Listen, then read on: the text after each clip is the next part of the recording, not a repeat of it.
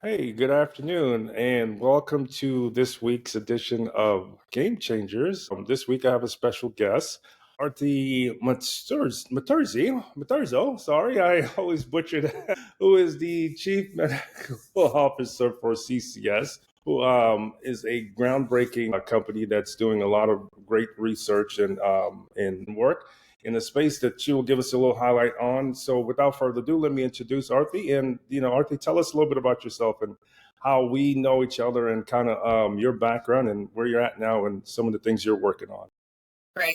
Thank you. First of all, thanks for having me, Roy. It's a pleasure to be a guest. So it's pronounced Arti Masturzo, which, by the way, not a lot of people get the Arti thing right. So that's perfect. And almost no one gets Masturzo right. And I always joke, Masturzo, I should have married a Smith, but it's too late. So it's too late now to get a new one. We're stuck. What was your question? How did we meet? Believe we met on LinkedIn, actually. We've been engaged for some time, and you reached out and said, hey, I have a podcast. Would love to have you as a guest. And I said, absolutely. Happy to chat. A little bit about my background, and I'm happy to go into professionally and personally. I'm the Chief Medical Officer of CCS Medical. We're a company that's been around for 30 plus years, historically known as a leading medical supplier of advanced diabetes technologies. And I joined the company about a year and a half ago, because our leadership, specifically our CEO, is truly a visionary and had the vision of transforming from a simple medical shipping, medical supply company to more of a chronic care management company. And given my background in payer, medical device, medical SIP, and my passion for value-based care, it just seemed the right place to go in and hop on this transformation journey at CCS. Absolutely. Thank you for that. I mean, it sounds like you guys are doing some really cool things. And with your background, you're really going to be able to help CCS get to the next level. So let's start a little bit talking about the problems that CCS solves when it comes to chronic care management. Can we touch on that a little bit? Yeah. So one thing I've come to fully appreciate as being a patient of the healthcare system, right? For your listeners that may not know, I went through a cancer journey last year and got poisoned, cut on, radiated, and spent a year and will continue to for the rest of my life being now a loyal customer of the healthcare system. And I would say one of the first things, I mean, there are so many opportunities, Roy, in healthcare, and we don't have enough time on a podcast to even talk about what's broken. But let's talk about some of my immediate experiences and opportunities where I think CCS is leading the charge. Is fragmentation of the healthcare system is a real problem. And even for someone like me, who until before this all happened to me, I felt like I really understood the healthcare system, soup to nuts. I had no idea what I was getting into. And there's so many people that have gone through what I've gone through personally, or have family members who've gone through this, who can attest to this.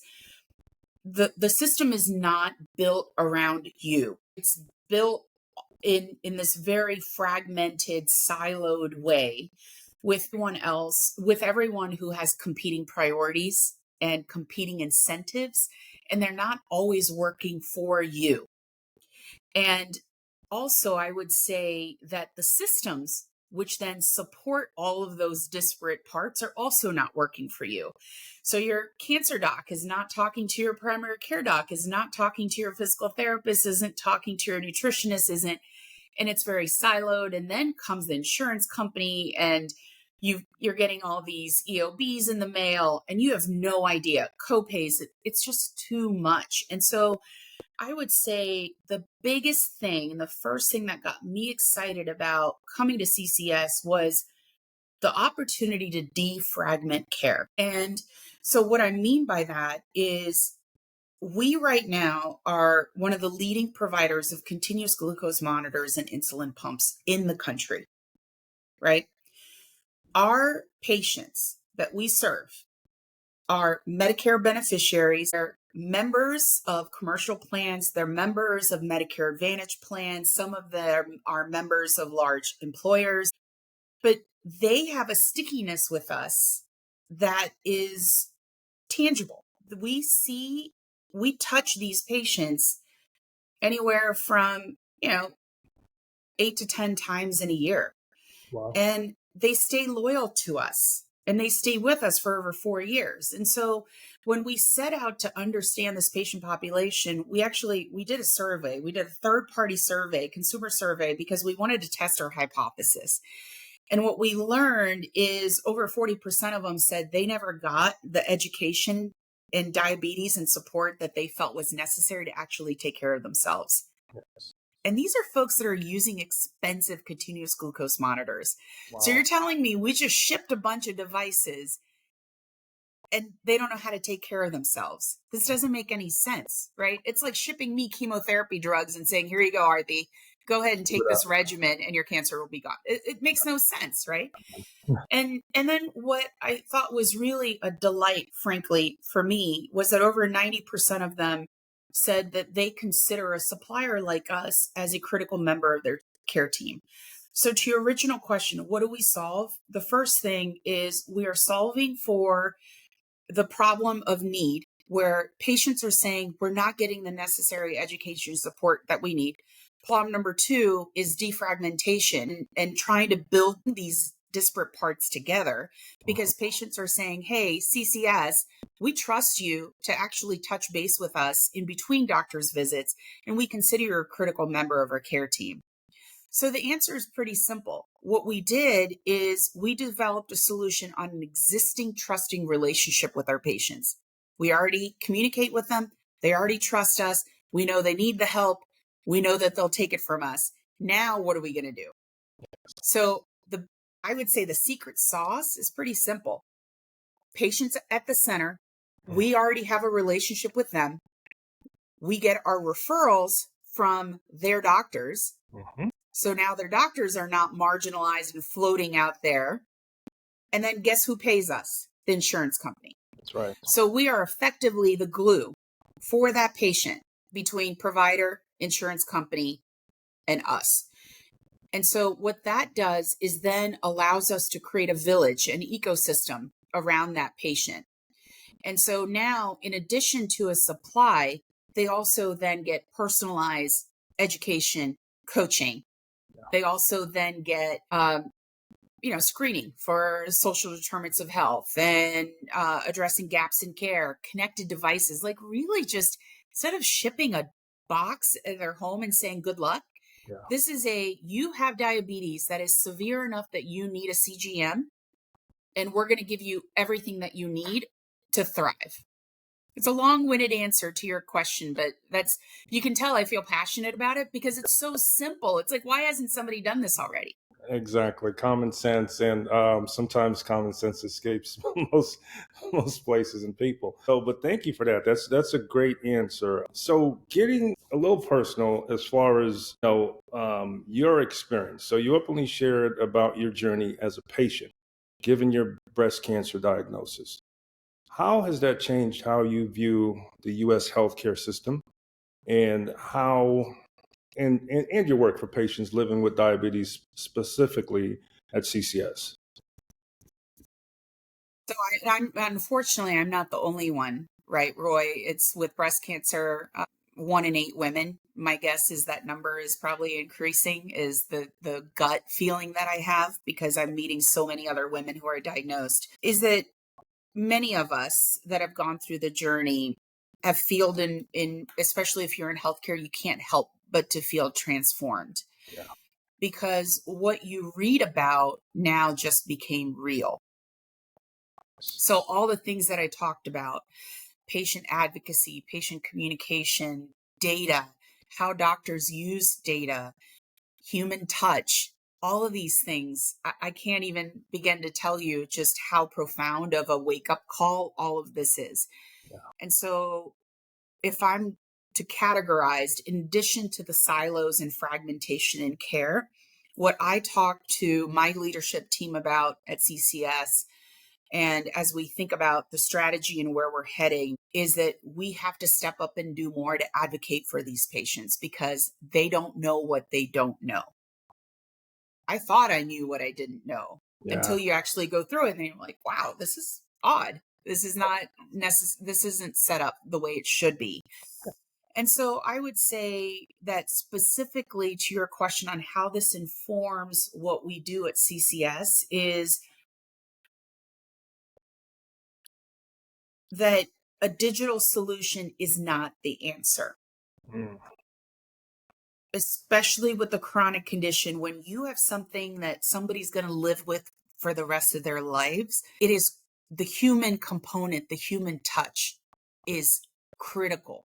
It is table stakes. It's like if you don't do this, and there's so many. Recently, Peterson Health Institute came out with the PHTI report where they did an ROI analysis of digital solutions. And I can tell you, I would have predicted that years ago, right? But now I'm like, well, duh, of course. Because it's the issue of trust and engagement and human touch. And I really feel that what we're missing right now is connection.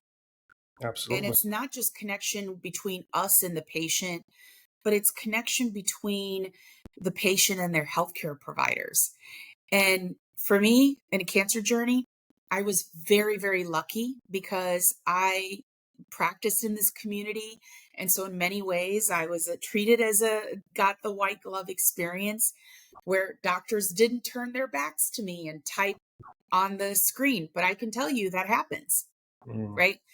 We spend a lot of time typing but not actually touching patients, right? And so for us at CCS, I would say that it really helped us hone in on the human touch, the importance of human touch, and I really try to make that resonate through the fabric of our company.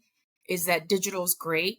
I love the fact that I have a My Chart app that I can communicate, but at the end of the day, I want to know that the people that are assigned to my care team, if you will, yeah, truly care about me and are vested in my success.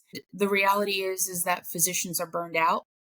Clinicians are burned out. We have a nursing shortage. We have an endocrinology shortage. PCPs are spread too thin and don't have the bandwidth to be just completely up to speed on the latest and greatest of diabetes education. So for us, it's all right, we could either complain about it or we just jump in, we roll up our sleeves and we fill in and start carrying what as I call it, help carry the water up the mountain.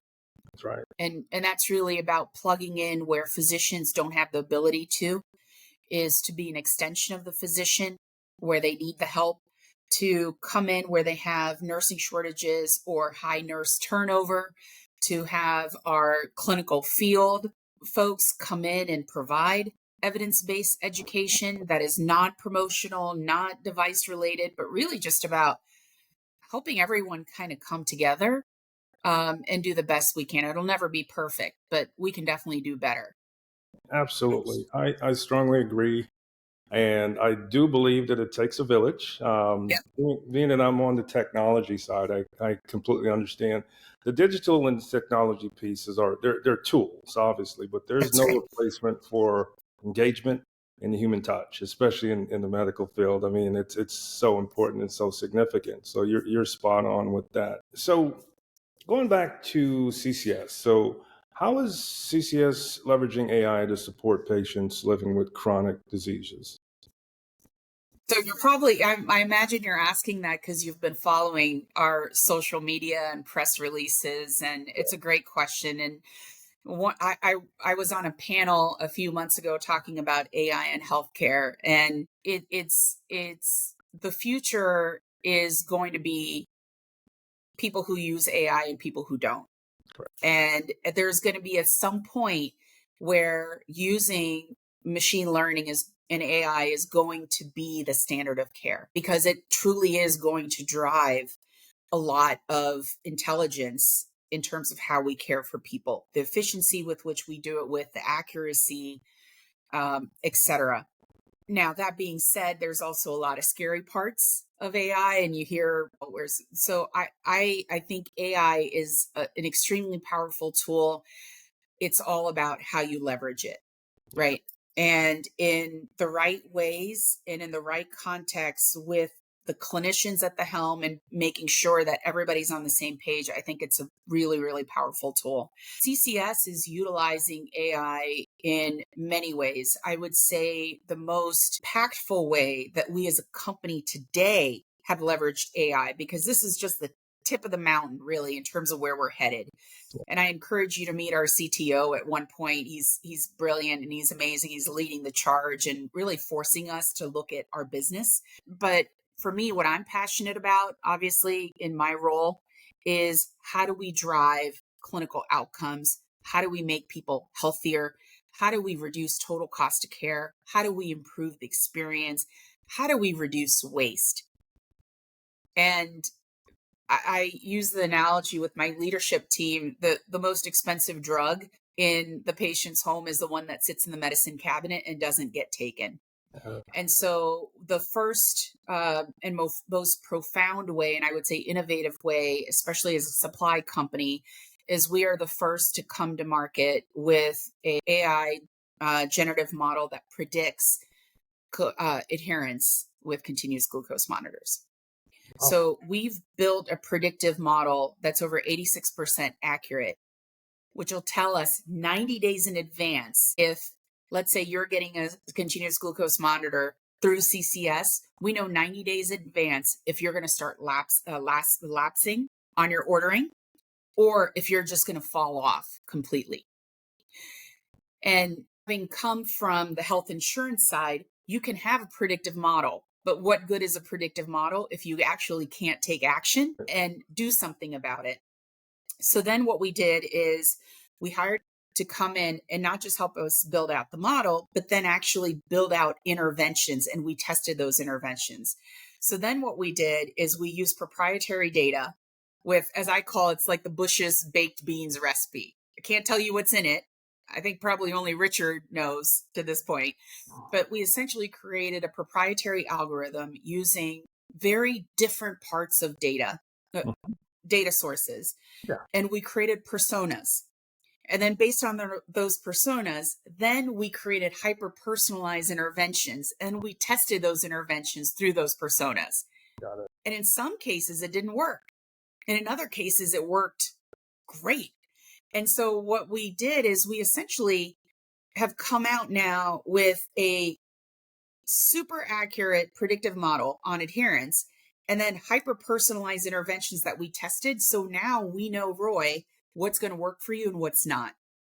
Very important. And in our testing, we found that we can increase or improve adherence 50% above control.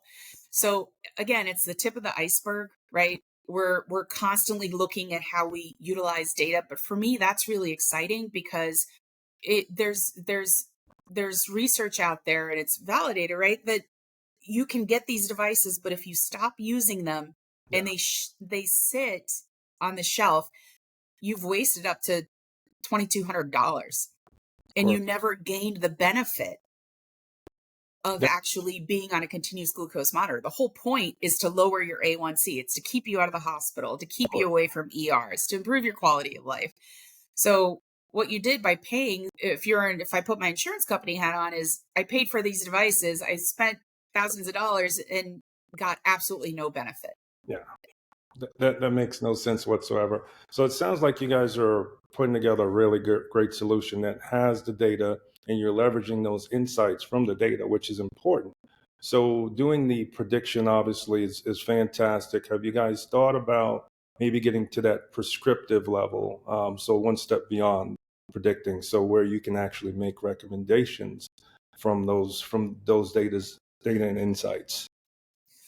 We are. So this is, like I said, it's a little bit of Bush's baked beans. So I have to keep some things sort of close to the chest as we think about our strategy moving forward. That is absolutely the next, right?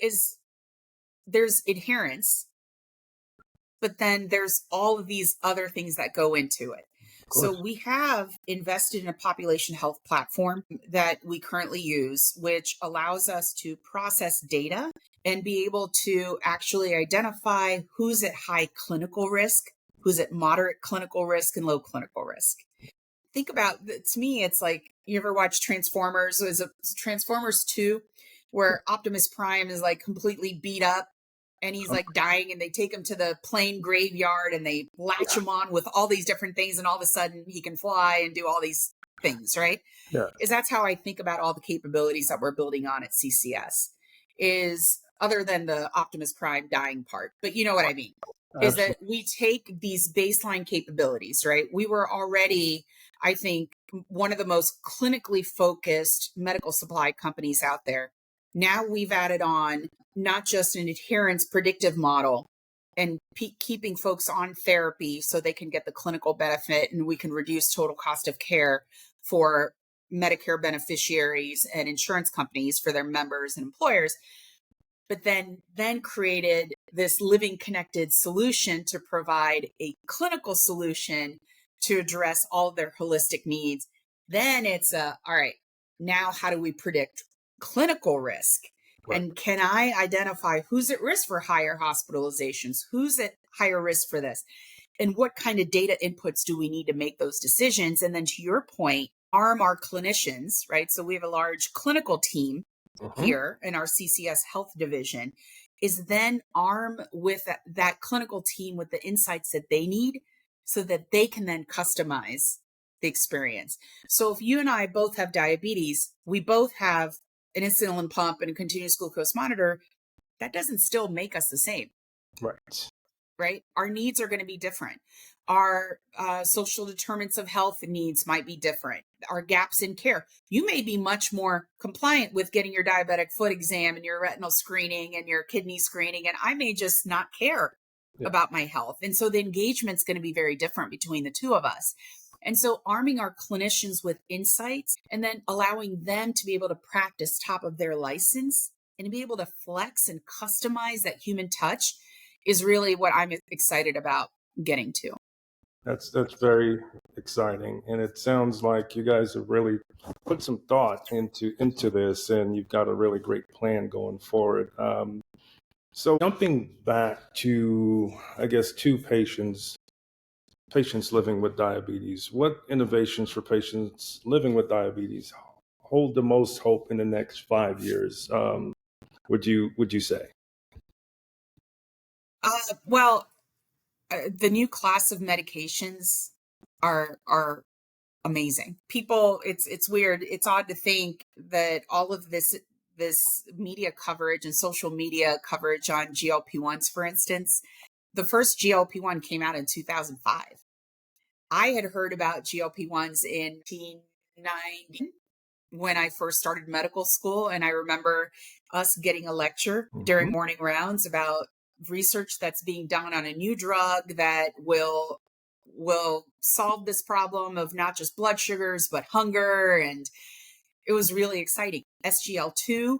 I mean, these drugs, that class, you know, what's really interesting about that class is what that class of drugs does, the SGL2, is actually inhibit the reabsorption of glucose from the urine in the kidney. What a simple science. It's really cool stuff, right? It's cool. And right. And so we talk about GLP-1s especially because of the weight loss and the cost, and it's gotten all this media coverage. But what we're finding is these new classes of drugs that are coming out and will continue to come out are only going to get better and better and better. And they are really looking at not just the blood glucose lowering effects, but looking at reducing risk of dementia, kidney disease, congestive heart failure, cardiovascular disease. Yeah. And we're starting to think about the body as, an inflammatory disease state. And so I would say that in the world of diabetes, two things. Number one, the diagnostics are getting better and better. The continuous glucose monitor technologies are getting better and better. Insulin pump technologies are getting better and better, smaller and smaller, right? There's going to be, from a diagnostic standpoint, we're getting better. And from a therapeutic standpoint, I think we're coming out with just some really, really cool new, what I call sexy new science in this field. And there's certain classes of medicines, for instance, sulfonylureas, glipizide, glyburide. These are things that I learned about when I was in residency. those don't get used anymore because now we've got a whole new wave of drugs coming through. So I think it's a really exciting time. It also brings with it, though, a higher burden on physicians. Anytime you have a new drug come out, you've got to learn what are the side effects. How do I counsel patients? How do I educate? Anytime new technologies come out, who's going to teach them? Right? I go through a pharmacy window right now and unfortunately, I went from taking nothing but a multivitamin to now I'm a disciple of my local pharmacy. I go through my drive-through window and the pharmacist says, "Do you have any questions?" I don't know what questions to ask. I'm like, "No, I don't think so." And I grab my bag, I pay my copay if I have any, and I drive off. Yeah. That can't happen in this age. It definitely can't happen in the future. Yeah. So I would say that there's some exciting stuff. There are also some things that concern me is that that village that we talked about is going to have to get smarter and tighter. I completely agree. The more I think about this and, going off script here, what you guys are doing is fantastic. I do feel like, obviously everyone has to do their part. Like you said, it is a village. So getting more towards this whole person health concept to where, your physician and whatever other services you kind of helped you to understand your personal body, your makeup, what things are right for you. Because I there's such a shift now in the industry. I think this is the perfect time to really start, especially with not having enough physicians, and people really need to take responsibility onto themselves, but we need to help uplift them through this village. And I think what you guys are doing is really fantastic. Yeah. So one final question, and then we can kind of go back and forth a little bit if you want. But health inequity and concern specific to social determinants of health are highly prevalent in the population of patients living with chronic diseases. How are you and the team at CCS addressing this intersection of chronic disease and inequitable care? I think that's a big one. Yeah. That's a fantastic question. And I hope I do that question justice because it's something that's near and dear to my heart. Living in Cincinnati, I take care of a very diverse population of patients, and they have very different needs, different ethnic groups, skin color. Listen, it's just different. And the trust element is different. One of our clinical leaders was at the Native American Health Conference recently. And she said, "Arti, for the first time, I went somewhere and I felt like I was the minority." Mm. And that's Wow. powerful. It is powerful. She said you could tell, I just spoke to her yesterday, but you could tell it was heavy. Mm-hmm. It was, and she is one of the most caring, loving human beings and clinical leaders that I've ever met. And for her, it really made her uncomfortable because what she heard in that conference was a sentiment of mistrust, right? And us and them. And she said, how do we honor the past, but then in the future create this new world where it's really about humans caring for humans? Yeah. And so I'm glad you brought up health equity because it's unfair, it's wrong, it's unethical. Yeah. And we have to find a way to get better at it. And I think the first place to start is to do exactly what we just did now, is we need to say it out loud. Yes. And it has to be with the people who get it. And it can't be the people who it has to be with the people who get it, talking to the people that don't understand it. Because what I often observe is the people who get it, they're talking amongst themselves and they're talking about the problem. But then what are we doing to actually open the hearts and minds to the people who may not fully appreciate it? That's right. And say this is real. So first step, how is CCS dealing with it, is the first thing that we're going to do is we're going to call it out. We're going to do the research. We're actually in the process of digging through in doing retrospective claims analysis and trying to understand disparities, or unifying with like-minded people who understand this really well to say, what are you doing and how do we join hands? So step one, identify it. Number two, talk about it from the mountaintops and get the right people to then spread the message. Third, what do you do about it? You unify with other people, because CCS is not in a position to do this by themselves. We need the support of health plans. We need the support of manufacturers that make these devices. We need the support of healthcare providers. And I could go on and on and on. But it's that, to me, it's something you can tell that I feel you got me a little worked up by that question. But I don't think we're going to be able to boil the ocean and get it all right. But I do think we can start making some steps towards that.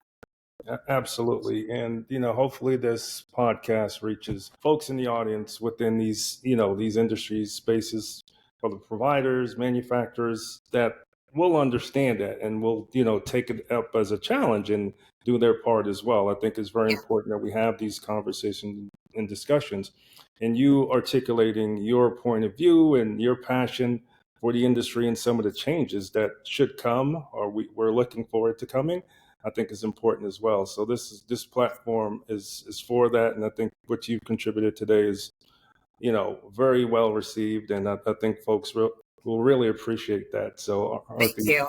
I really appreciate you being on today's call. So for the folks in the audience, I guess we really didn't touch on it as far as a little bit about your background, and are you currently practicing while you're at CCS, or are you just doing the CMO role?